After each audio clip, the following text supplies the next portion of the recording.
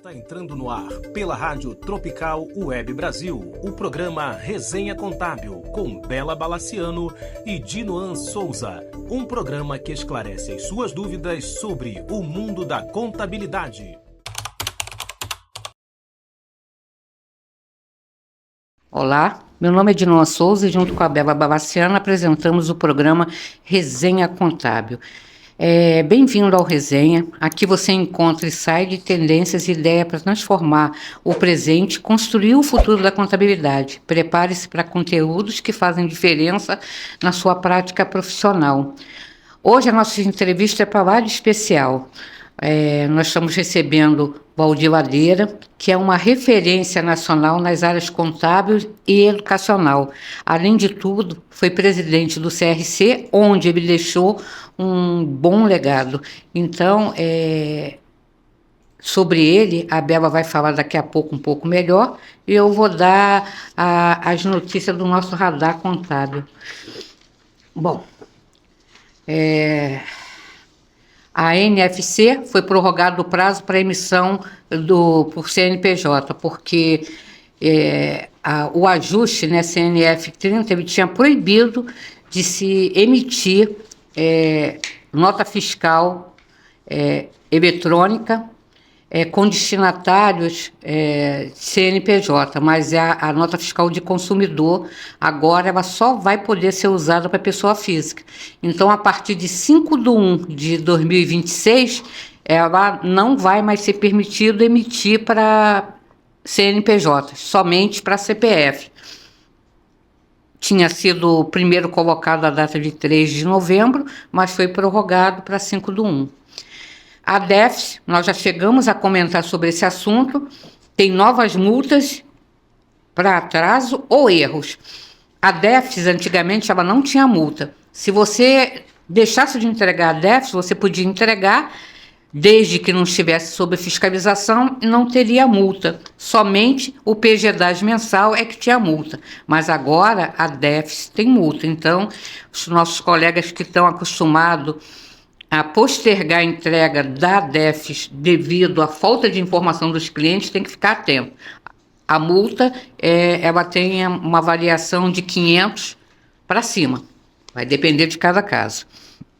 O ICM, finalmente o nosso governador assinou, né, o programa de parcelamento para o ICM com débitos até 28/2/2025.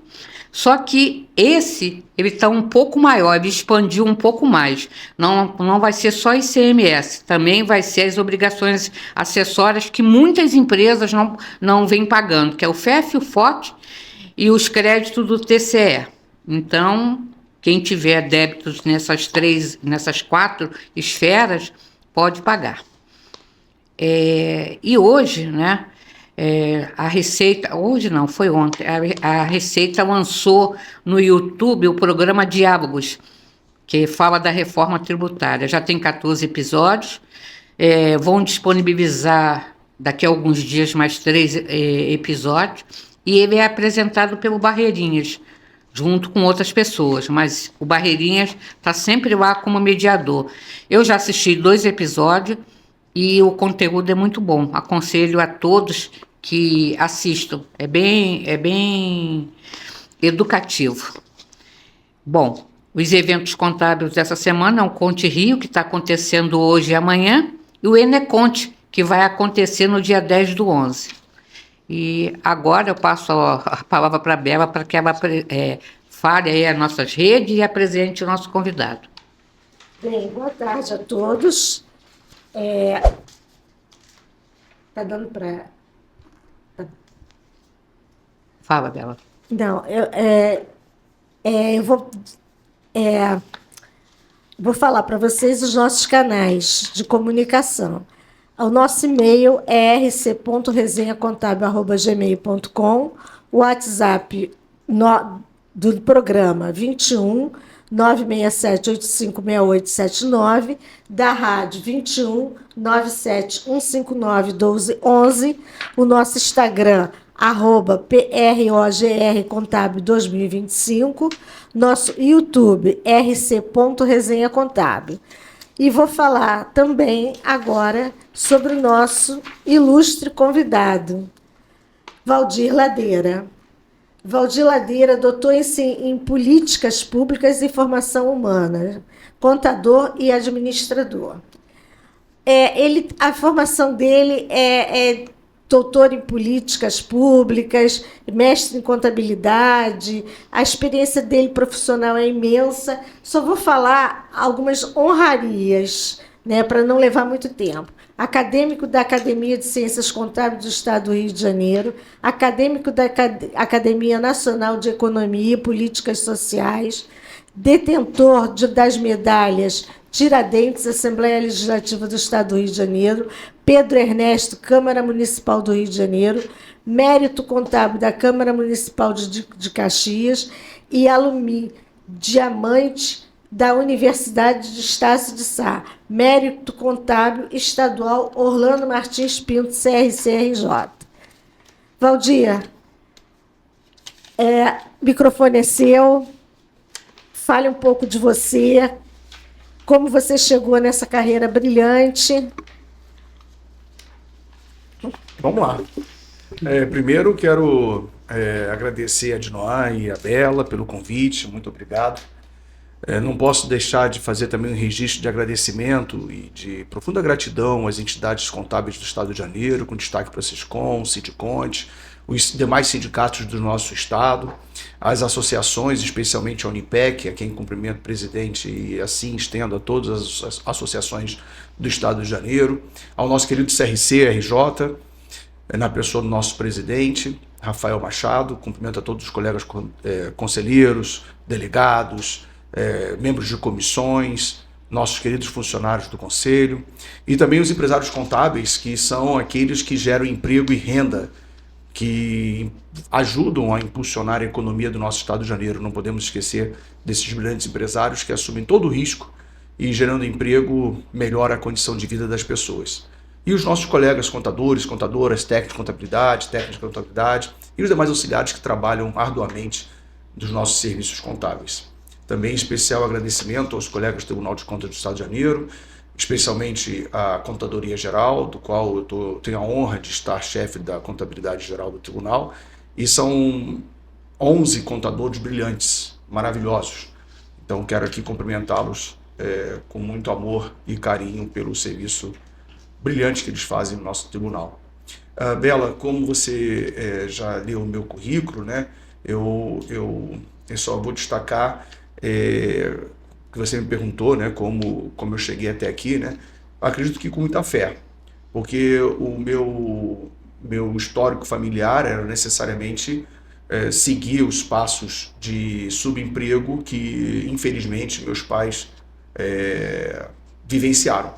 E eu acreditei numa teoria chamada teoria do capital humano, que é acreditar que quanto mais você estuda, maior a possibilidade de empregabilidade, não certeza, porque ter um diploma debaixo do braço não é certeza de emprego, mas existe uma chance. E eu acreditei nessa teoria do capital humano. Eu sempre fui uma pessoa muito introvertida e de difícil comportamento social igual aos demais colegas da minha geração de infância, então me cabia mais estudar, ficar no quarto estudando e acreditando que o estudo poderia me levar a algum lugar. Hoje eu estou com 53 anos, sei que conhecimento não é o suficiente, tem que também ter habilidade. Por mais que eu tenha um título de doutor desde 2010 pela UERJ, eu sei perfeitamente que o verdadeiro doutorado é a habilidade da convivência com as pessoas, habitar e somar esforços para o bem coletivo, mas na minha área, que é magistério superior, o diploma é importante. Então, por causa do diploma de contador, e depois de administrador, e depois de mestre em contábeis, é que eu consegui me habilitar a fazer o concurso para professor da UERJ em 2001, e graças ao bom Deus eu consegui a aprovação para professor. E por causa do doutorado que eu consegui progredir na carreira, até chegar ao teto da carreira há 3 anos atrás, que é o professor titular da UERJ, e estou em vias de chegar ao teto na UFRJ, também concursado, mas esse em 2013. Já sou associado, mas se permite Deus eu continuar no caminho, passo na banca de titular daqui a uns 4 anos. Então, no fundo, foi estudo, né? E eu tive uma grande dificuldade, inclusive, quando me candidatei a presidente do CRC, porque por mais que eu tivesse uma empresa de contabilidade há 13 anos, o pessoal me reconhece mais como professor. E aí, lembro que na oposição eram 3 chapas, e uma das chapas me batia bastante, dizendo que professor não podia ser presidente do conselho, que eu tinha que ser um contador. Aí eu tentava falar, inclusive para um ex-presidente muito famoso, tivemos vários embates sobre isso. Eu falei, mas gente, eu sou contador, eu tenho um escritório de contabilidade há 13 anos. É porque a minha predominância de apresentação é que, como eu dou aula há 31 anos, as pessoas me conhecem mais como professor, mas eu tenho um escritório, como agora, né? Eu vendi o meu escritório há alguns anos atrás, mas como agora, eu sou contador-chefe do Tribunal de Contas. Mas vocês não me reconhecem como contador, nesse caso, contador público. O carimbo que eu carrego é de professor. Sim, graças ao bom Deus, não tenho que reclamar. Sou professor, mesmo, há 31 anos. Mas eu também, paralelo à minha atividade principal, que é a docência, eu também sou contador. E as pessoas têm essa grande dificuldade. Então foi com estudo, e eu vejo hoje que muitas pessoas com histórico familiar muito parecido com o meu, por meio do estudo, vencem. Então eu sei, pessoal, que o estudo, o diploma, não é garantia de emprego, repito. Mas sem ele, as possibilidades são menores. Muito menores. Compreende? Muito menores. Então eu agradeço a Deus porque eu tive esse despertar de apostar, não é certeza, de apostar que o estudo poderia me levar a algum lugar. E mudei a realidade da minha vida, mudei a realidade da vida da minha mãe, mudei a realidade da vida dos meus filhos, tudo isso porque eu acreditei que era possível apostar que o estudo faria a diferença. E no meu caso, e com muitos outros casos que eu conheço nesses longos 31 anos de magistério, tem dado certo. Você também foi da Mackenzie? Então, na Mackenzie eu tenho um amor muito grande pelo Mackenzie. Eu entrei no Mackenzie, então Moraes Júnior, em 97. Eu fui professor da Moraes Júnior em 97, estive na transição em 2005, quando a Moraes Júnior faliu e o Instituto Presbiteriano Mackenzie adquiriu a faculdade, e saí do Mackenzie em 2013 como professor desde 97. E retornei a professor em 2019, e hoje estou como coordenador de contábeis do Mackenzie desde 2020. Então retornei para o Mackenzie há 6 anos, e o Mackenzie é uma casa muito atípica, é uma faculdade de educar e cuidar. Então no Mackenzie, antiga Moraes Júnior, eles aliaram a tradição da Moraes Júnior com a inovação do Mackenzie, vindo de São Paulo. Então é uma instituição muito boa, nós nos mudamos, saímos do prédio Moraes Júnior, na Buenos Aires, estamos lá na Marquês de Olinda, número 70, em Botafogo, e em 3 prédios simplesmente maravilhosos. O ambiente físico das nossas instalações, agora própria do Instituto Presbiteriano Mackenzie, é simplesmente surpreendente. As convido, e convido os ouvintes do canal, para que possa também visitar o Mackenzie. É aberto para a nossa comunidade plenamente. Um grande detalhe, você falou, que é verdade, eu lembro na sua eleição desse lance de professor, como também lembro do que o nosso querido professor Guerra também passou lá no CRC do Ceará. Mas só que ele teve uma situação ainda um pouquinho mais chata que a sua, de denigrir, né, a pessoa, a imagem dele. Bom, mas no seu caso eu lembro bem, e também pessoas que, por exemplo, há 2 semanas atrás nós recebemos o Luciano aqui. O Luciano, ele simplesmente falou, meu professor, Valdir Ladeira. Legal. Entendeu? E outras pessoas que eu conheço que falam, meu professor. Então, eu sempre falo aqui no programa, já trouxe vários professores, contadores e professores, e para mim, Dinoan, não existe profissão mais nobre que a do professor, porque vocês têm que ter uma capacidade muito grande de transmitir o conhecimento. E disposição para aprender também. Né? E disposição para aprender. Porque eu tinha um professor de contabilidade que ele dizia assim, cada vez que eu ensino a vocês, eu aprendo de novo. Verdade. E o professor Edgar era assim, uma coisa assim. Então, eu acho que professor está no patamar. Se eu sou contadora, porque eu tive um professor. Então, quer dizer, não tem essa lá, porque como você quer ser presidente do CRC se você é professor? E para ele ser contador, ele não precisou do professor? Então, sabe, são discussões que ficam meio vazias, né? E o próprio histórico do Conselho de Contabilidade do Estado do Rio e outros estados, nós temos professores brilhantes que presidiram ou foram vice-presidentes, porque eu costumava dizer que o presidente nada mais é do que o carimbo. É apenas um carimbo em que você tem o rótulo de um vinho, né? Só um minutinho. O rótulo de um vinho, que seria você, como presidente, representar uma quantidade de 48 conselheiros, no caso do Rio de Janeiro, 48 conselheiros, 21 delegados, 84 funcionários e 55 mil profissionais de contabilidade cadastrados.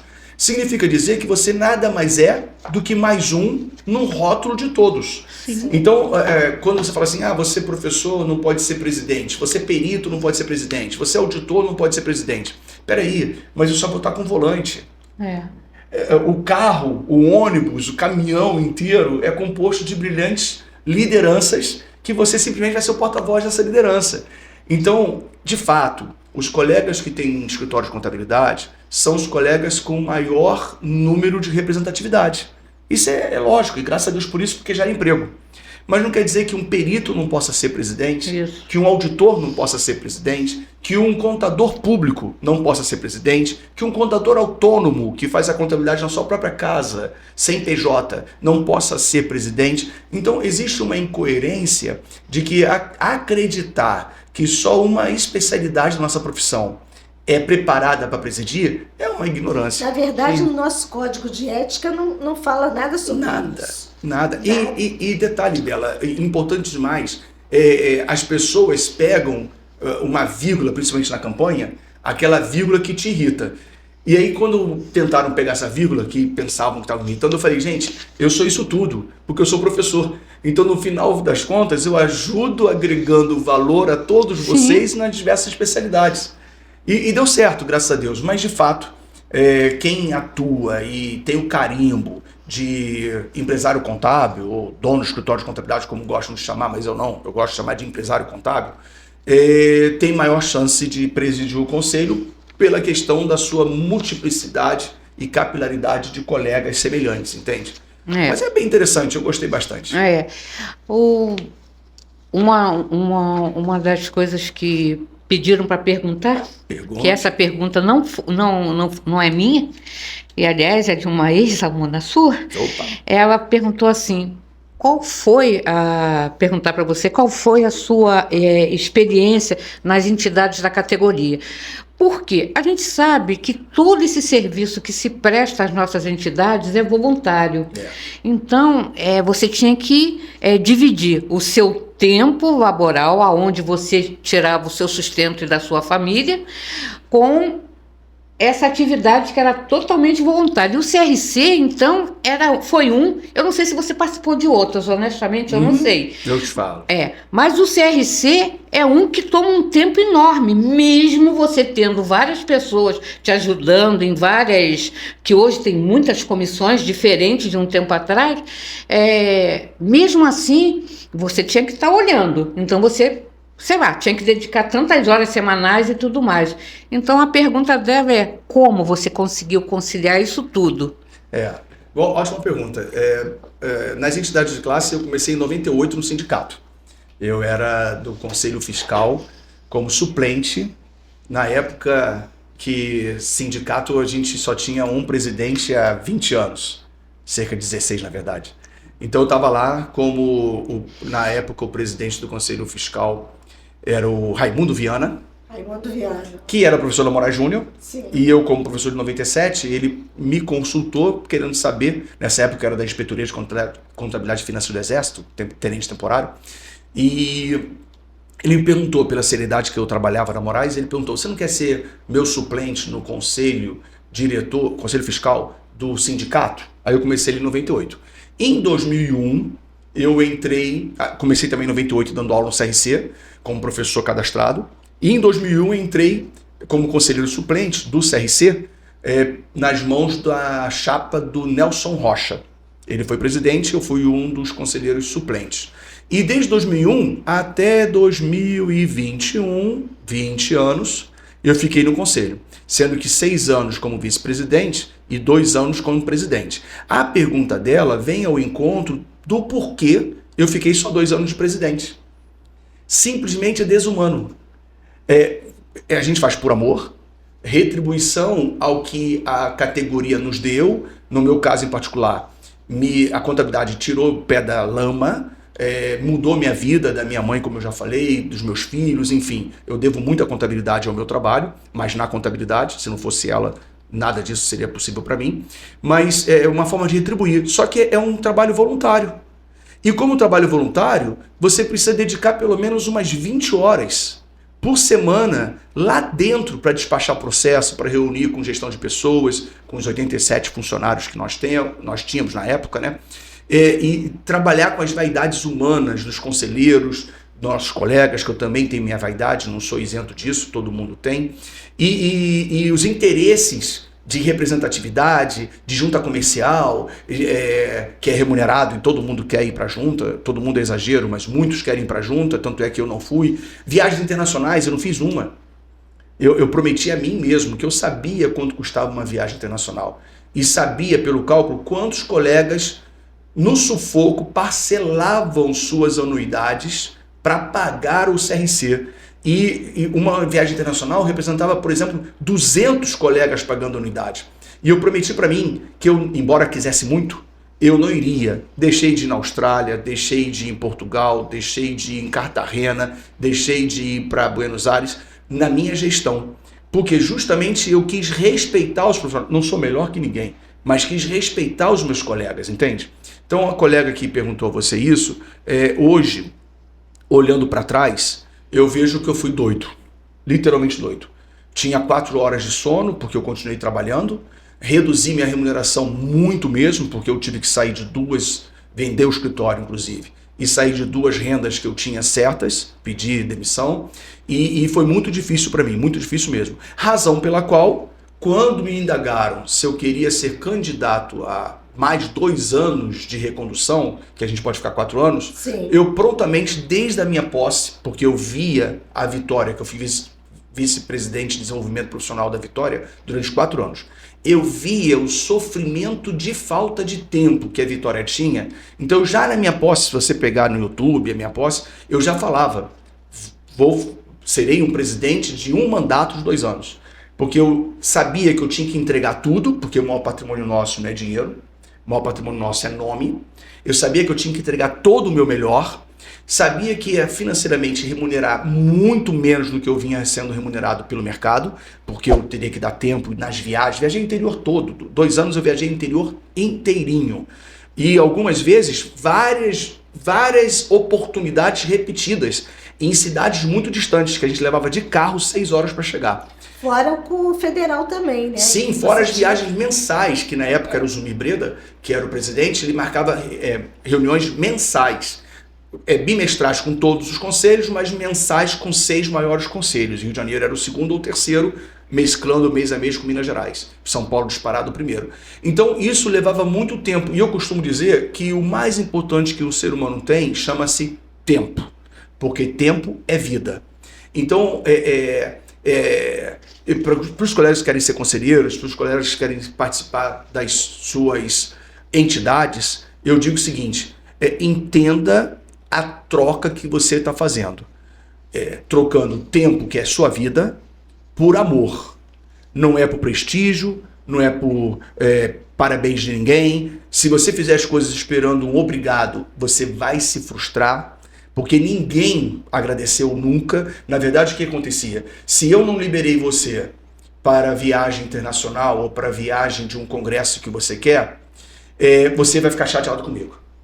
E eu tenho que administrar isso. Se eu não marquei na época era Concite, Convenção Itinerante de Contabilidade. Se eu não conseguir marcar na sua cidade, mas eu consegui marcar na cidade vizinha, porque tem uma rede hoteleira melhor e tem um espaço físico maior, você que era daquela cidade vai ficar chateadíssimo comigo. Então isso, eu acredito muito em energia, muito. Isso esgotava nossas energias. É óbvio que não tem nada a ver, mas eu sei que no final do meu mandato eu fui acometido de um câncer no rim, que eu tenho certeza absoluta que foi causado também, dentre outras coisas, pelo estresse emocional de estar na presidência. Eu costumo dizer o seguinte: faria de novo, mas não faço outra vez. Qual é a diferença? Faria de novo. Eu amo o que eu faço. Então, amei ser presidente, amei servir, graças ao bom Deus. Maravilha. Aí me perguntam na rua: ah, você não vai ser candidato de novo? Ah, você não vai completar os 4 anos, faltando 2? Eu digo, faria de novo aqueles meus 2 primeiros anos. Faria de novo, em qualquer época. Mas não farei outra vez. Porque eu sei quanto me custou. Entende? Então, esse custo, não só financeiro, mas sobretudo tempo. Eu dava aula às 7 horas da manhã na UERJ, eu tinha que sair, exemplo, né? De Angra dos Reis ou de Paraty, 2 horas da manhã, para estar às 7 horas da manhã na UERJ. Saí 2 horas da manhã, com o risco do motorista, que era maravilhoso, mas é um risco de estrada, dormindo no... Eu lembro uma vez perfeitamente, isso às 4 horas da manhã, a Diva e a Lígia estavam no mesmo evento que eu, se eu não me engano era Friburgo, e eu tinha que estar às 7 horas da manhã na UERJ, não tinha como não estar. E aí eu combinei, olha, se vocês querem carona pelo carro do conselho, porque eles não eram no conselho, né, mas não custa nada a carona, eu tenho que sair 4 horas da manhã, vocês topam? Aí eu vi 4 horas da manhã as 2 senhoras lá, Ladeira, já estamos aqui, vamos, me deu uma dó, porque uma coisa, eu tenho 53, nessa época eu estava com 48, que eu fui presidente há 5 anos atrás, uma coisa é você com 48, outra coisa é você com 70 anos de idade, e aí eu fiquei, poxa, que isso, mas não tinha outro jeito, eu tinha que estar às 7 horas da manhã. Então, e fora os eventos que ia de manhã e voltava no mesmo dia, porque você não podia dormir que tinha outro compromisso, entende? Então foi maravilhoso, maravilhoso, mas respondendo a ela no foco, foi loucura, foi doideira. Eu me lembro de você falando dos 2 anos, que você não... E o pessoal não acreditava, porque achavam que eu ia ficar 2 e tipo aquele doce, né? Eu ia falar uma coisa assim aqui. Muita gente... Aquele doce, no final ele vai querer mais 2. E se surpreenderam, porque realmente eu não quis nem me candidatar e também não vim na chapa. que reclamava bastante era a Vitória. E não vim. E nem na chapa. Exatamente. Eu não vim nem na chapa porque eu acho o seguinte, tudo na vida é cíclico e renovado. E nada é seu. Nada. Nem a sua roupa. Fato é isso, tá? Tanto é que quando a gente embarca, nem a roupa que a gente mais gosta, se a gente não avisar, não vão colocar. Não vão colocar. Então nada é nosso, nem a roupa. Quanto mais uma casa, um carro, quanto menos ainda uma representatividade de identidade. Meu pai dizia que tudo era emprestado. Meu pai dizia. Eu digo sempre o seguinte, você está na representação de liderança. Você é um líder ou um porta-voz, que às vezes você não é líder, mas é um bom porta-voz, de várias lideranças, vários talentos. Então, como eu tentei levar a minha gestão? Gente, eu não sou nada. Eu sou simplesmente mais um. Mas eu sei falar. Eu não me esquivo, eu não me escondo, eu não me envergonho, eu tenho coragem. Então, pode me dizer, passado num filtro de responsabilidade, porque não pode ser papagaio para falar qualquer coisa, Sim. Pode contar comigo. A gente vai botar a boca no trombone, vai falar e vai representar, entende? Então, eu acho que nesse aspecto eu cumpri bem. E eram 32 milhões, né, gente? 32 milhões por ano com a sua assinatura. Pois é. Num conselho de contadores, que tem auditores, peritos, contadores. Então, a responsabilidade triplicava. Eu lembro perfeitamente que o pessoal de compras, suprimento, licitação, queria reunir comigo para falar de fornecedor. Eu falei, olha, vocês são pagos para cuidar dos fornecedores. Então, por favor, se for para falar de fornecedor comigo, me passe seu salário também. Porque isso é responsabilidade de vocês. Eu não quero me envolver. Porque a fofoca, rapidinho, fala, porque ganhou bola, porque ganhou uma comissão, porque não sei. Então, e o único fornecedor que era, eu lembro até hoje, de correspondência, tipo correio, que foi falar lá no cadastro, que me conhecia, eu mandei definir o cadastro. 32 milhões é muita responsabilidade, entende? É muita. Numa multa, ia todo o meu patrimônio acumulado de 30 anos. Sem dúvida. Então você tem que tomar cuidado, que também tem um zelo familiar, né? Ninguém está ali primeiro para furtar, para desviar. Não, nunca. Isso o conselho eu tenho certeza que não. Mas um erro formal pode levar teu patrimônio. Sim. Então pode. É muito risco. Mas Foram valeu, anos difíceis. Mas valeu. Valeu. Faria de novo, mas não farei outra vez. Muitas das vezes, a gente sempre tenta trazer isso aqui, porque muitas das vezes quem está do lado de fora, a gente escuta assim, tá lá no conselho, ou tá lá no Sescom, ou tá lá no Sindiconte, ou na Unipec, para sair na foto, para aumentar a sua clientela, para não sei mais o quê. Mas não, na realidade o pessoal não vê que lá atrás, nos bastidores, está sendo feito um trabalho em prol de todo mundo. Já começa pelo fato de você pegar o seu tempo que você poderia estar tendo um lucro pessoal para pensar no coletivo. Só isso deveria ser. Eu vejo, eu vou falar para você, acompanho, né, sempre, muitos, a gente acaba tendo amizade. Na Conescap agora, eu brinquei com o Rafael, falei, cara, tu tá com uma cara de cansado, tá parecendo mais velho do que eu. Ele, não, tô bem. Aí eu falei assim, não, tu tá cansado, mas é porque... para cima e para baixo, viaja, vai, não sei mais, vai para não sei aonde, não para. Ele com os projetos dele também, mas também ligado no conselho, ainda torce pelo Flamengo, fica lá sofrendo lá, entendeu? Mas ontem se deu bem, né? Ontem se deu bem. Ontem se deu bem. Ontem minha família ficou feliz, meus 2 filhos. Eu sou tricolor, tudo bem. Para você tudo bem, né? Tá certo. Bom, mas voltando aqui, inclusive, não cortando a Dinoa, mas já cortando, o nosso programa foi, nós resolvemos colocar o nosso programa justamente para isso, para trazer as personalidades contábeis, para que as pessoas possam ter uma ideia, né, do que cada um prestou o seu serviço para a coletividade, né, contábil, o que cada um fez, o que cada um sofreu, né? Então, o nosso objetivo é exatamente esse. Né? Parabéns. É mostrar para a nossa sociedade... tem muito desconhecimento. Exatamente. Quem é quem, o que é... Não, e você, por exemplo, eu tinha umas tiradas, 2 exemplos que eu vou te dar. A primeira tirada eu falava, ninguém sabe quantos pratos de comida lá na cozinha nós queimamos até acertar o prato e levar para a mesa, que seria o evento. Seria o congresso, a convenção. Por exemplo, eu fiz um congresso, nós fizemos uma convenção de contabilidade na Barra da Tijuca, que tivemos 1.260 inscritos. Anos que a gente não chegava a esse número. Sim. Entende? Junto com o Congresso Brasil-Portugal. Então foi maravilhoso. E a segunda questão que eu falava sempre é o seguinte, não interessa quem vai, contanto que seja um de nós, todos estão. Então, no fundo, eu me desprendia de, fulano que vai. Então, deixa ele ir, desde que represente a todos nós. Porque é humanamente impossível qualquer colega da classe, qualquer um, em qualquer entidade, estar em todos os lugares. É literalmente possível. Então, se você tiver alguém com a consciência de que está representando 55 mil pessoas, vá com Deus e faça um sucesso maravilhoso. Compreende? Porque no fundo, é o que eu falei. O rótulo é o nome da presidência que vai ficar na fotografia da parede. Esse é o rótulo. Mas a essência, que é o que realmente vale, muita gente esquece. Aí o que eu fiz?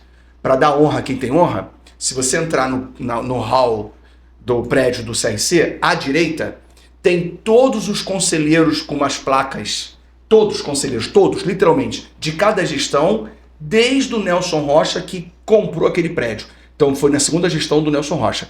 Da segunda gestão do Nelson Rocha para cá, todos os conselheiros delegados, todos, sem exceção, e funcionários, estão à direita do hall de entrada. E o Ivo Manhães, que é o pai da nossa querida diva, tem uma belíssima fotografia, porque até então foi o único presidente do CFC do estado do Rio de Janeiro. E aí eu pedi licença à diva para homenageá-lo, ela autorizou, e a gente colocou na entrada à direita todos os nomes. Porque presidente, gente, é só um rótulo. E tem muita briga entre a essência para finalmente chegar a um presidente. É muita briga. Detalhe, não sei se a classe sabe, mas certamente é fácil entender. Você ser líder de chapa, aparecer como liderança da chapa e ter todas as fotos e nome das pessoas na chapa para a candidatura, para a eleição, não significa que você será presidente. Não. Porque depois que a chapa ganha, existem articulações e traições internas que infelizmente acontecem, que você tem que sustentar. Por exemplo, nós ganhamos 13 de novembro. Eram 3 chapas, nós tivemos 67% dos votos. Graças ao bom Deus, ganhamos. No dia seguinte, eu recebo ligação de um conselheiro amigo falando, olha, eu recebi o convite do conselheiro fulano para estar na casa da conselheira Beltrana para sentar para discutir a presidência e o conselho diretor. Aí eu passei no grupo de todos nós. Gente, que isso? Engenheiro de obra pronta? Que história é essa? Eu que visitei esse escritório, eu que apareci no jornal, eu que mostrei isso. Todo mundo sabia que quem ia ser o presidente seria aquele da cabeça de chapa, que era um acordo dos cavaleiros. E vocês agora querem me trair? Aí eu dei o nome aos bois. Porque coragem eu tenho. Dei o nome aos bois. Pronto. Aí fizemos um acordo e dia 2 de janeiro, que é a posse, normalmente 2 de janeiro, fizemos a eleição interna. Porque depois que você ganha a eleição, no dia 2 de janeiro da posse, é que é decidido o conselho diretor e o presidente. Então podem os 24 conselheiros que estão na posse, porque não precisa ser efetivo nem suplente, porque pode ser que o efetivo falte, 2 de janeiro é uma data bem ruim, né? Aí o suplente daquele dia vai como titular. E aí os 24 que estão lá sentados na plenária é que votarão na chapa interna para vice-presidentes e presidente. Se eu não me engano, na minha época foram 9. Um presidente e 8 vices. Se você não articular direito, você ganha a eleição, mas perde a presidência. Mas perde a presidência. É muito difícil, não é fácil não, tá? Isso que você está falando, eu vivenciei, acho que em 2017 ou 2018, que eu era candidata a conselheira na chapa do Cláudio. Né? E que, é difícil. Infelizmente, houve vários transtornos. É muito difícil, não é fácil não. Difícil. Bom, a gente vai dar um intervalo e já voltamos já, tá?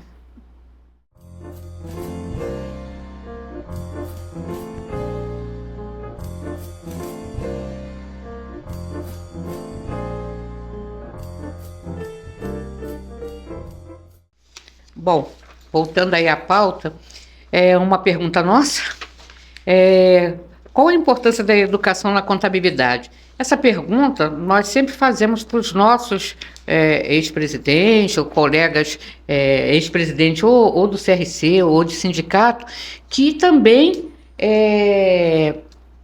labutam, né, na área da educação. Às vezes o colega, né, que é professor, que não deixa de ser um colega nosso de profissão, mas que é professor, você vê que há uma pontinha de tristeza ali no olhar. Eu percebi isso no Antônio Miguel. Antônio Miguel ele estava bem emocionado, né?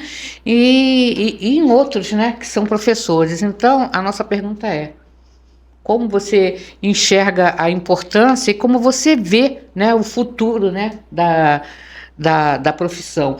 Principalmente porque a maior parte agora não quer ler mais. É um fato que dá medo, né? Então vamos lá, tranquilo. Eu queria, como muitos colegas já devem ter respondido, eu vou também fazer a inversão da pergunta. A educação na contabilidade, depois eu vou falar da contabilidade na educação. Tá. Então vamos falar da formalidade, educação na contabilidade. É triste demais o que a gente está vivenciando nos últimos 10 anos. Quando eu estava na presidência, 2018, 2019, nós tínhamos 36 faculdades de contabilidade no estado. Hoje temos 22. Nenhuma faculdade acaba com o seu curso, pois é muito difícil conseguir a licença do MEC para colocar o curso numa faculdade. Então, se acabou, de 36 caiu para 22, acabaram com 14 faculdades de cursos contábeis, é porque não tinha ponto de equilíbrio. Não tinha número de alunos suficiente para pagar nenhum custo variável, que são os professores e a energia, já que o fixo, que são as salas de aula, já estão lá. Então veja que é grave o número de faculdades que foram encerradas nos seus cursos de contábeis. E um exemplo típico, que a gente sempre comenta na nossa roda de professores, é a própria Faculdade de Moraes Júnior. Quando eu comecei, em 97, nós tínhamos 1.200 alunos de contabilidade. 4 turmas à noite, 2 turmas de manhã e 8 períodos, 8 semestres. 1.200. Hoje, a Faculdade de Moraes Júnior, que hoje chama-se Mackenzie, né? Nós não passamos de 100 alunos nos 4 anos. Bom, de um lado, nós temos a redução de 14 faculdades em 10 anos e, por exemplo, na Moraes, 1.100 alunos a menos, 1.100. E existe um mercado em que novas empresas surgem e empresas também fecham. E empresas são mantidas. Esses 3 públicos precisam do contador. Sim. Logo, o mercado vai beber em que fonte de formação? Eu acredito que nos próximos 5 anos, aqueles que estão formados e têm um CRC ativo, passaram no exame de suficiência, vão ter os seus salários aumentados. Por quê? Porque o mercado vai buscar profissionais de contabilidade, já não tem mais o técnico, nível médio, de registro novo. E o nível superior já não tem pessoas se formando. Então eu acredito que isso é cíclico, nós estamos no deserto, nós estamos na baixa temporada, mas em 5 anos, quem sobreviver vai encher novamente a caixa d'água. Vai ter muita água para fornecer, muitos alunos aparecerão. Bom, o grande problema da contabilidade hoje, no meu entendimento, é que a gente precisa de uma contabilidade de pensar e não de fazer. Então nós temos que estar preparados para dar sugestões de soluções para o empresário em alternativas factíveis. E antes nós só estávamos formando repetidores. Então éramos muito... Eu fui formado em 92. Era muito... Ou 93? Um dos dois. Era muito repetição.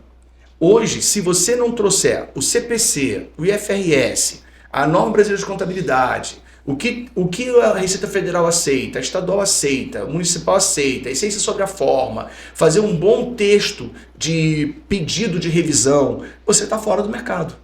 Até porque, se for para fazer, existe uma coisinha nova que surgiu de 3 anos para cá, chamada inteligência artificial, que vai pegar o lugar do fazer. Então nós estamos passando por uma revolução e temos que suportar esse baixíssimo número de alunos. Candidato vaga para o UERJ, para o UF, para o FRJ, está baixíssimo. Antes a relação candidato-vaga era enorme. Ainda tem mais candidatos do que vaga, mas está baixo a relação. Mestrado, eu dou aula no mestrado da UERJ. Nós tivemos no ano passado 20 vagas para ingressantes no mestrado de 2 anos, público sem pagar nada, ainda ganha bolsa, se mostrar que não tem renda. E quantos inscritos? 11. Mestrado de graça. 20 vagas, só tivemos 11. Esse ano a gente fez uma baita publicidade, de 20 vagas tivemos 25. Então na época que eu fiz mestrado, em 97, 99, nós tínhamos para cada uma vaga 5 candidatos. Então eram 20 vagas, 100 candidatos. Hoje nós tivemos, né, como eu falei, 11 candidatos para 20 vagas. Então o pessoal não está querendo fazer estudo formal. Ninguém aguenta mais, pela tecnologia que existe, ficar 4 anos estudando várias disciplinas, são cerca de 43 disciplinas, interdisciplinares e disciplinas eixos de contabilidade. Mas ninguém quer, por exemplo, minha especialidade é pública. Desculpa, eu vou assistir aula de perícia porque eu sou obrigado. É disciplina obrigatória. Mas eu não quero ser perito. Eu vou assistir aula de societária porque eu sou obrigado. Mas eu não quero societária. Eu sou apaixonado por custos, sou apaixonado por pública, sou apaixonado por terceiro setor. Então, 4 anos de faculdade em que, no fundo, 1 ano me interessa. Mesmo que sejam intercaladas as disciplinas, mas no fundo, 1 ano que me interessa. Então eu estou fazendo 3 anos forçado. Então as pessoas hoje estão fugindo desse modelo antigo. Mas isso é problema do MEC, né? Problema da contabilidade. Enquanto não houver uma renovação, talvez nossa profissão não seja mais bacharelado, seja mais tecnólogo. Sim. O cara faz 2 anos de nível superior tecnólogo, mas não bacharelado, 2 anos. Eu quero ser tecnólogo em gestão pública. Você quer ser tecnólogo em escritório, empresa limitada, presumido lucro real. Você quer simples nacional. Então você faz 2 anos, estuda economia, matemática financeira e contabilidade no eixo que te interessa. Se a gente não acordar para isso, as faculdades vão terminar. E aí, permitindo a resposta, a pergunta focal, eu tentei responder dessa forma, mas fazendo a inversão. E por que não ensinar contabilidade, mesmo que se chame finanças pessoais, que não deixa de ser contabilidade? Por que não ensinar contabilidade na educação da educação básica. Por exemplo, ensinar uma criança que tem dons artísticos a cuidar do seu dinheiro. Porque eu costumo dizer, eu também dou aula na FGV nos MBAs, final de semana, e eu costumo dizer para os empresários, falar que dinheiro é pecado, entender que lucro é pecado, vocês estão doidos. Dinheiro é uma representatividade material do tempo do seu talento. Então eu estudei 30 anos e tenho um talento. Vou levar 4 horas para servir ao meu cliente com o meu talento. E essas 4 horas equivalem por hora, chute, 200 prata. Então aquelas 4 horas daquela empresa que eu fiz, um Simples Nacional que eu levei 4 horas no mês, me custa 800 prata. Se o cara não me pagar 800 prata por mês para eu fazer aquela empresa, eu estou sendo, entre aspas, furtado pelo meu talento. Então dinheiro não é pecado. Dinheiro é uma representação, repito, material do tempo do seu talento. Sim. Então ensinar as crianças, o cara quer ser um músico. Gente, mas você não é um belíssimo músico? Chega lá no mercado e fala, acabei de cantar uma ópera, ou reger uma orquestra, e vou levar esse arroz, feijão e carne para minha família. Não é assim que funciona. O médico tem recursos pra caramba, mas não filtra nada, porque gasta muito. Por que não ensinar esse médico, ainda na juventude, o respeito ao dinheiro? Não é idolatria, não confunda, meninas. Não é idolatria. É o respeito ao dinheiro. Olha, você vai estudar 6 anos na faculdade, vai fazer uma residência de cirurgia geral de 4 anos, dá 10 anos, vai fazer uma especialização de 2, dá 12 anos. Quanto isso representou para fazer uma cirurgia de 5 horas? Então você tem que respeitar o talento que Deus te deu no tempo que você investiu. E isso é uma representação gráfica, material do dinheiro. E aí essa pessoa começa a respeitar o seu tempo materializado em dinheiro. Então a contabilidade, na minha visão de mundo, deveria ser ensinada, mesmo que o nome de finanças, desde a nossa 5ª série, minimamente. Sim. Antiga 5ª série, minimamente, para que o jovem talentoso na área que escolheu entenda, se tirar o dinheiro de uma pessoa, se a pessoa estiver endividada, os nervos ficam como? Abalados. Para que ele entenda o sentido de administrar o dinheiro, tanto para custeio de residência, moradia, transporte, roupa, tanto para lazer, tanto para investimento, tanto para remuneração, renda passiva que o pessoal chama, né? Para que você, quando chegar a 70 anos, não precise tanto de só o INSS para pagar seu remédio, ter uma reservinha que te renda aí R$3.000, uma previdência para complementar. Essas coisinhas, se você não ensinar o cara com 10, 15, 20 anos de idade, chega a 70 duro feito um coco. É por isso que nós estamos na situação que estamos. Eu acho que a contabilidade tinha que ser lecionada. Na minha época de ginásio, tinha uma disciplina parecida, técnicas comerciais. Sim, técnicas comerciais. Nessa época eu tinha cabelo, hein? Vamos registrar aí, eu tinha cabelo. Eu lembro disso. Quando terminaram com o ginásio, que misturou tudo, muitas matérias deixaram de ser ensinadas. Muitas matérias. E uma das coisas que teve um programa nosso aqui, que foi sobre educação financeira, foi uma das coisas que conversamos. A criança deveria aprender lá, a partir do momento que ela já sabe ler e escrever, ela já deveria aprender a lidar com o seu dinheiro. Ela já deveria administrar a mesada. Entendeu? Jogar banco imobiliário obrigatoriamente, né? Ela tinha que saber cuidar. Não era para ela virar um Gastão da vida, mas para. Porque o Gastão era pão duro, né? Pegava um Guaraná caçula e dividia pela família inteira. E ainda queria que sobrasse para a próxima. Então, quer dizer, não é nem isso. Nem tio Patinha, né? Nem tio Patinha. Entendeu? Mas assim, mas que ela aprendesse a dar o devido valor ao dinheiro. Não como você falou, idolatrar, mas dar o devido valor. Se você trabalhou, se você estudou, você tem que ser melhor remunerado. É uma dessas discussões. Agora, o mais triste que você falou de ter acabado essas 14 faculdades é que o número de candidatos ao exame de suficiência diminuiu muito. Diminuiu muito. Com isso, prova que nós perdemos muita gente, né, para se formar, para ter formação. Tem que estudar o porquê desse desinteresse. Exatamente. Por quê? Tem que ser estudado. Muitos estudam para pegar o diploma somente para concorrer a cargos públicos. Sim, concurso. Não fazem. E às vezes nem da área contábil, tá? É só para ter um. Aberto. Aberto, qualquer um. Só para. Analista, auditor, que é auditor do INSS, não precisa ser contador. O cara vai lá, fiscal. Entendeu? Não precisa. Fiscal, eu mesmo tenho vários amigos que são fiscais, que são nutricionistas. Sim. E por aí vai, outros E por aí vai. também, me parece que o número de faculdades online diminuiu muito também. O número de pessoas procurando essa modalidade diminuiu. Diminuiu muito, porque até então, a coisa de uns 4, 5 anos atrás, ainda tinha uma procura muito grande. Muito grande, mas eu facilmente explico por que diminuiu. Essa eu estudei, que a gente queria implantar o EAD.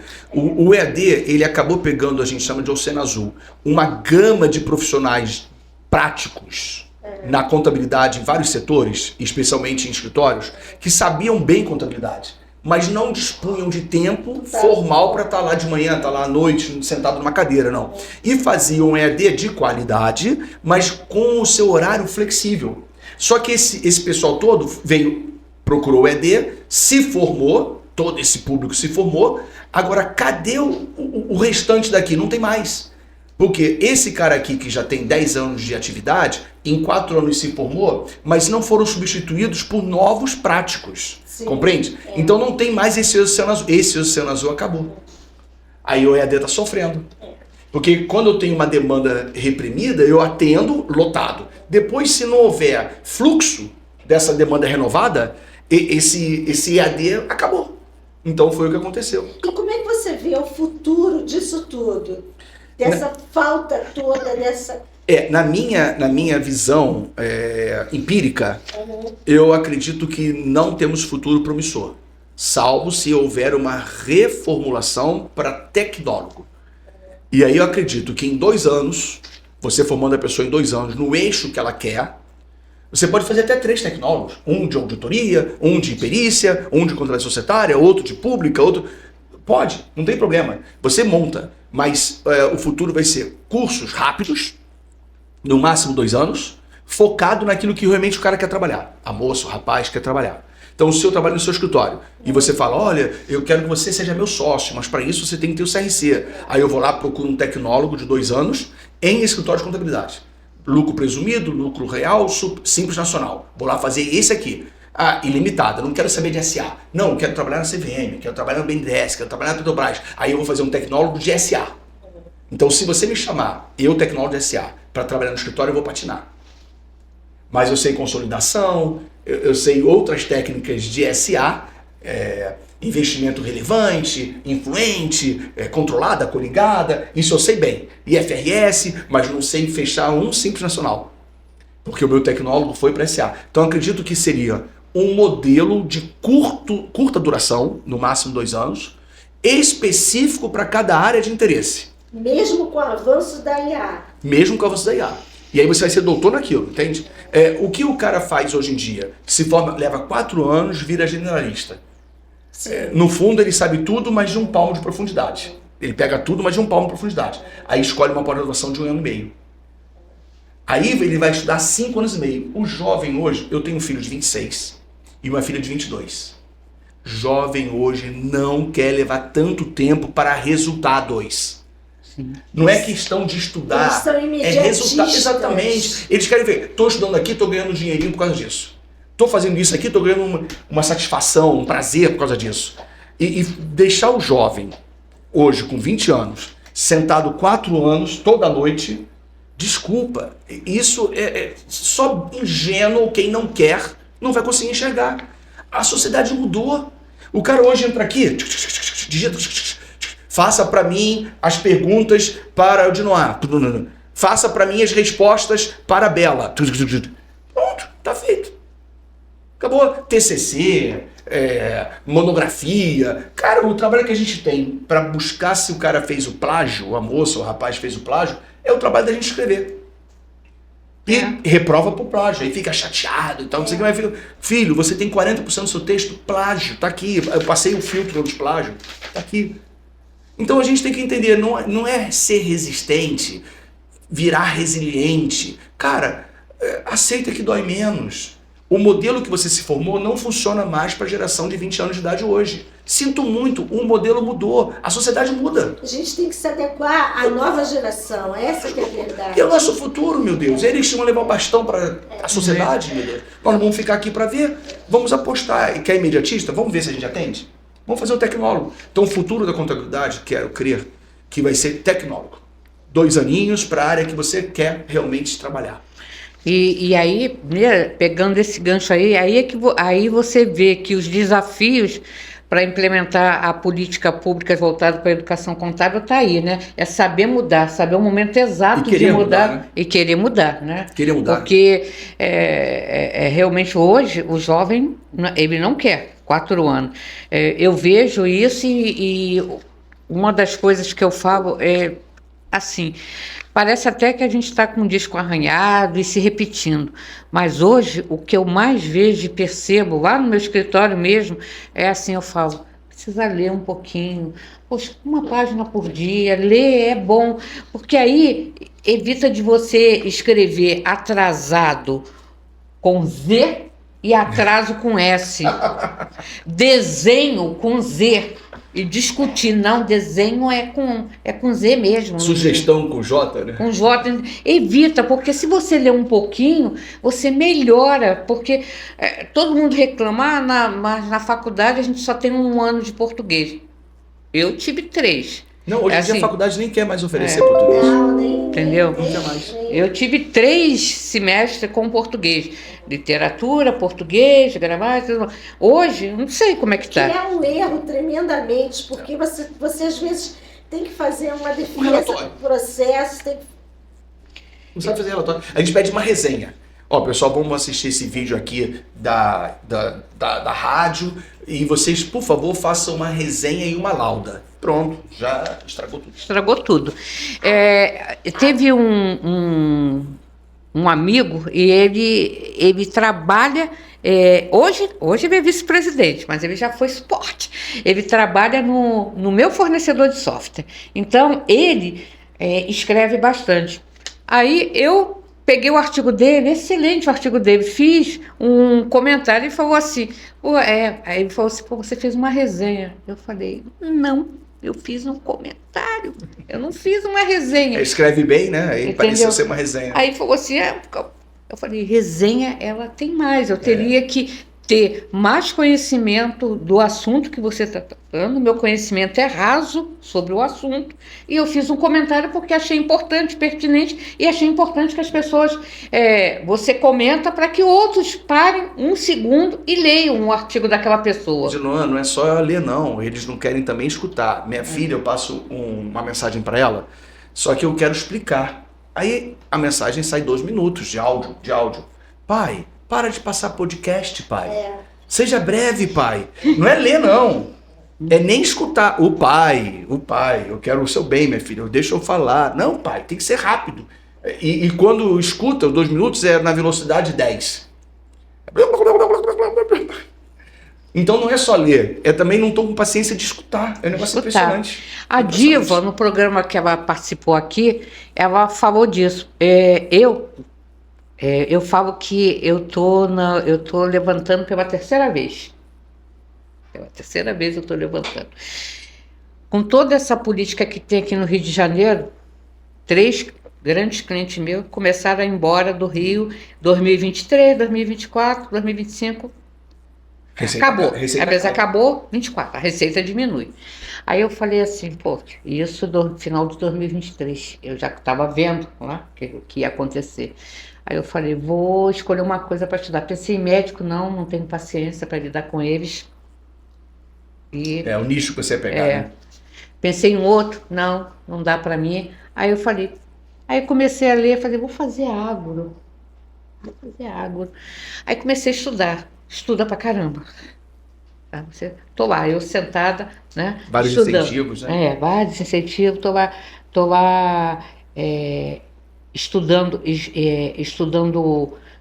sobre o agronegócio para poder implementar.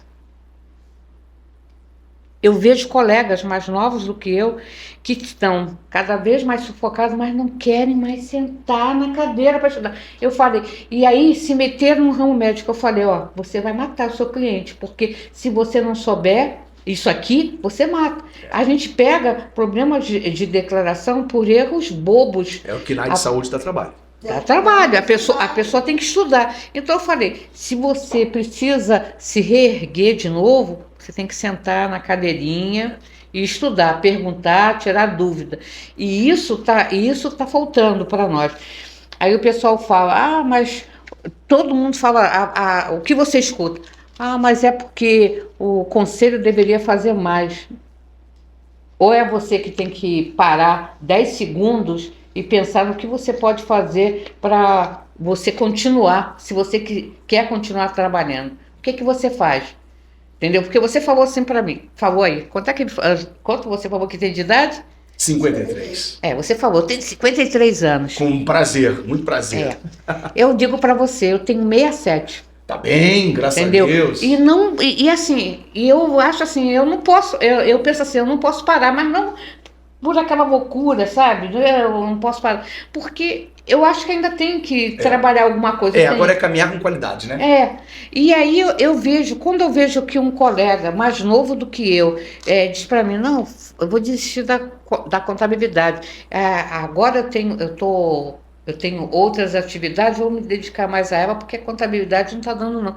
Não está dando porque não quer estudar. A contabilidade, ela requer a reciclagem o tempo todo. Perfeito. E não é só cobrar das entidades, né? Você tem que cobrar de você mesmo. Agora, você quer falar que a entidade não faz alguma coisa, mas você também não faz nada para ajudar o coletivo. Você fica dentro do seu escritório egoisticamente. Você é incapaz, muitas das vezes você sabe, poxa, eu não sei fazer isso aqui, mas o Ladeira sabe. Você é incapaz de pegar o telefone ou então passar uma mensagem, Ladeira, é por aí isso mesmo. aqui. Não, você sabe, são coisas assim que a gente não consegue entender. Eu falo assim, eu não consigo ver o meu amigo, meu colega, como rival, porque o cliente dela não é o meu cliente. Perfeito. E se ajudam, né? Se ajudam, entendeu? Eu acho uma pena também, porque a gente não só está perdendo no privado, a gente está perdendo no público também, porque o público também está deixando muito a desejar. Verdade. Essa que é a verdade. Tá difícil. Tá difícil. Bom, vocês viram, nosso programa passou tão rápido, a gente chegou aqui nesse bate-papo aqui, e nem chegamos a comentar tudo que poderia ser comentado, não só pelo nosso antigo presidente do CRC, o Ladeira, mas também como professor, com o olhar que ele está tendo aí para as dificuldades, né, de novos profissionais e da reciclagem até dos antigos, que ainda tem... Não, eu já tenho a carreira, não vou sentar, não vou estudar, vou continuar, eu prefiro tirar dúvida com você, entendeu, Ladeira? Eu chego para você e digo, como é que eu faço isso? Eu não quero estudar, eu quero a coisa já pronta para mim. Uma coisa é você trocar, né? Haver a troca, outra coisa é você já querer que o outro faça aquilo que é seu. São as escolas dos TCC, que eu não fiz, né? Na minha época não tinha, né? Na minha também não tinha, não. Entendeu? Na graduação não tinha. Não tinha, só entendeu? teve na pós. Só que eu falo hoje, você tem que estudar, você tem que se capacitar, você tem que procurar uma melhor orientação. E, principalmente, precisa frequentar as entidades. Perfeito. Precisa. Somar esforços. Bom, o microfone é seu para a gente. Eu quero agradecer novamente, dizer que fiquei muito feliz com o bate-papo, vocês são sempre maravilhosas. Me colocar à disposição quando precisar, só chamar e a gente amarra a agenda, né? E dizer que vocês estão, de forma surpreendente, deixando a classe com mais consciência. Então, eu acredito que as gravações que vocês certamente têm podia ser colocada à disposição no CRC, na Unipec, nos sindicatos, na federação, porque colocar lá um endereço para a rádio e o estoque das entrevistas faz com que as pessoas tomem consciência do que vocês estão produzindo, as entregas. Eu acho que vale a pena conversar com essas entidades para colocar lá um campo de clicar, traz para as suas entrevistas e aí põe lá como se fosse um sumário, né? Dia tal, palestrante tal, assunto tal. E a pessoa vai lá, clica e baixa, né? Excelente ideia. Foi o primeiro convidado que teve esse ensaio. Essa entrega é importante, né? É verdade. E eu costumo dizer o seguinte, as pessoas podem não ter tempo de assistir ao vivo, de forma síncrona. Pode, tá? Mas eu tenho uma entrevista na rádio, na Globo, que foi pro ar em 2017. E naquele momento assistiram 100 pessoas. Hoje, acumulado, tem mais de 110 mil visualizações, falando sobre a profissão contábil. Então, eu acredito que vale muito a pena vocês pensarem nisso, né? Que as entidades sempre tiveram portas abertas e vocês falam da contabilidade entrevistando pessoas, colegas, com ética e com muito respeito. Então, as pessoas podem assistir de forma muito assíncrona, na medida dos seus possíveis, e vocês vão ganhando as entregas, né? No sentido de, olha, eu fiz isso aqui, você querendo assistir esse entrevistado com esse tema, está aqui à disposição. Sim. E as entidades acredito que vão ajudar. Com certeza. Tenho muita crença Com nisso. certeza. Bom, eu no início do programa eu chamei Valdir. Valdir Ladeira. Mas eu não tinha o costume de chamar de Valdir. Eu me senti estranha. Então, Ladeira, isso aqui é uma pequena lembrança. Muito obrigado. Do nosso programa. Tá? Que acreditamos que além de professor é contador e é contador raiz. Raiz não é mesmo. Nutella não, ele é raiz. Raiz, opa, que beleza, hein? Então eu acredito que ele tome café. E muito. Poxa, muito obrigado de verdade. Nós Valeu. Aqui agradecemos, gratas, né, por você ter vindo, por ter falado um pouquinho do seu legado dentro não só da contabilidade, mas da educação, que é primordial, e do seu serviço voluntário dentro do Conselho. Muito obrigado. Estou à sua disposição sempre. Valeu. Bom, pessoal, nós vamos nos despedindo por aqui. E dizer para vocês que acessem as nossas redes sociais, o nosso e-mail rc.resenhacontábil@gmail.com, o nosso WhatsApp 21 967 856879, o Zap da rádio 21 97159 1211, o nosso Instagram, @PROGR Contábil 2025, YouTube, rc.resenhacontábil. Se vocês têm alguma sugestão de alguém que vocês querem que a gente traga para fazer uma entrevista, por favor, nos mandem a sugestão. E nos mandem também os comentários, o que vocês precisarem, dúvidas, que nós estaremos sempre à disposição. Boa noite a todos, um bom final de semana. Não esqueçam que dia 13 de novembro tem eleição do CRC, tá? Um abraço. Valeu, um abração.